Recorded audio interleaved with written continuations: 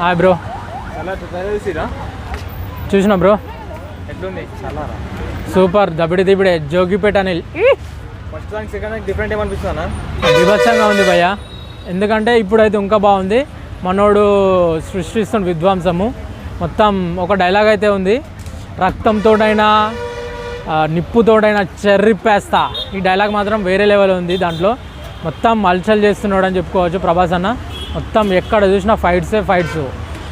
Cinema అయితే వేరే లెవెల్లో ఉంటుంది. ఎందుకంటే ప్రమోషన్ లేకుండా 2 ట్రైలర్లు ఇచ్చిండు అంటే ఎట్లా ఊహించుకోను. ఇప్పుడు దమ్కి వస్తుంది కదా, అవునవును, షారుఖ్ ఖాన్. అవునవును. దానికి ఏమన్నా ఇంపాక్ట్ అవుతుంది అంటారా? ఖచ్చితంగా ఏం ఇంపాక్ట్ కాదు. ఖచ్చితంగా డమ్కికే మన దాంతో ఇంపాక్ట్ ఉంటుంది పక్కా. మన సినిమాని చూసి ఆ సినిమా తప్పుకోవాల్సిందే. అసలు మూవీ ప్రమోషన్స్ ఇస్తలేరు, మెట్రో స్టేషన్ కింద యాడ్స్ అవి ఫోటోస్ ఇస్తారు, ఎందుకు అట్లా?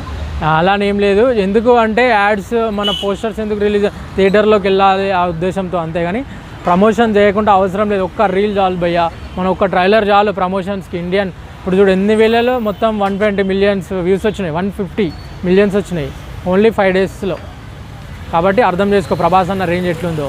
రజనీకాంత్ కూడా సినిమాలకి ప్రమోషన్ చేయడు, మన అన్న ప్రమోషన్ చేస్తున్నాడు అంటే నువ్వు అర్థం చేసుకో ఎట్లుంటుందో. బాక్స్ ఆఫీస్ బద్దలైతే అంటారా? ఖచ్చితంగా షేక్ అయిపోతుంది. ఇండియన్ షేక్ చేస్తాడు పక్కా.